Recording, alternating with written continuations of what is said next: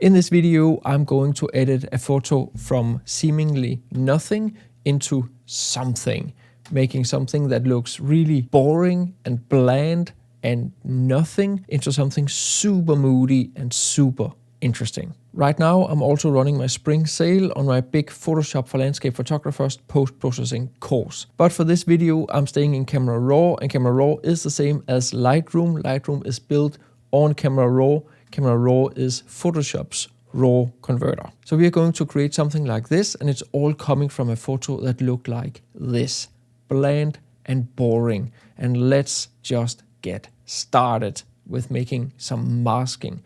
I'm going in here, making a radial filter, and as you can see, I want myself to stand out, this me here in the foreground. And the best way to do that is simply just to go in and use some negative dehaze, maybe some negative clarity right here. But as you can see, I'm also hitting myself. I just want to get this feather down here a little bit. So what I'm going to do is simply just to go in here and say intersect mask with background. So now I'm asking the program to separate the background from the foreground. So now I have made a mask where it has chosen the foreground. So we simply just go up and say invert mask. And in that way, now I have the foreground clear. I also want to have myself clear. So we go up and say subtract. And then I simply just choose object, not people, object, because it cannot detect me standing there. So we do like this right there. And now you can see me. The mask is not exactly where I want it to be, so we go up and say subtract,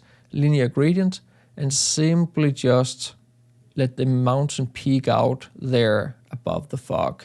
I don't want to have fog in the foreground either. I guess it could probably look decently well, but in this case here, I'm just going to select a linear gradient again and just get rid of that fog there, down there. Already now we can see that this photo is so much better than the original. So the next thing I want is to simply just darken that sky. So another linear gradient, bring it down like this, and bring down the exposure. But what is happening here, and the reason why I do not use graduated neutral density filters in the field, is that the sky is also becoming all dark. Let's go in and choose the three dots here, intersect mask with the sky.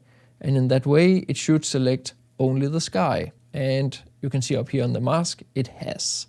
So right now we have a mask that's a linear gradient that we can pull back and forward without choosing too much of the mountain. And we can bring down the exposure even more if we want to right there. Furthermore, I want to go into the global adjustments. Just want to go down here, remove chromatic aberration, go into manual, and then bring in some vignetting right there. We also need to fix a few dust spots right there. Up here in the corner, there's something going on. I don't know what that is. When I look at my histogram here and here, I still have a lot to work with. So I'm just bringing up those sprites, making a slight S-curve, bringing in some contrast right there. And it's getting a little bit too blue for my taste. So I'm just bringing up the temperature. And we may also want to bring up the temperature here of our sky mask.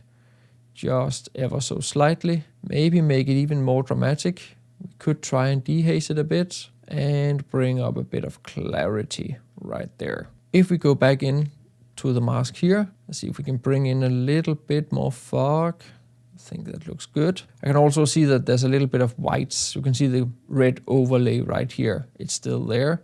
So I'm just going to subtract that by brushing it out like this and remove the overlay, go in, take another linear gradient mask and bring down the exposure of the foreground even more. Furthermore, a new mask, radial gradient. I don't have a whole lot of fog over here, so I just want to bring in a bit more of that right there. Perfect. All right. I can also see that my fog mask down here haven't done the best job at selecting this area here.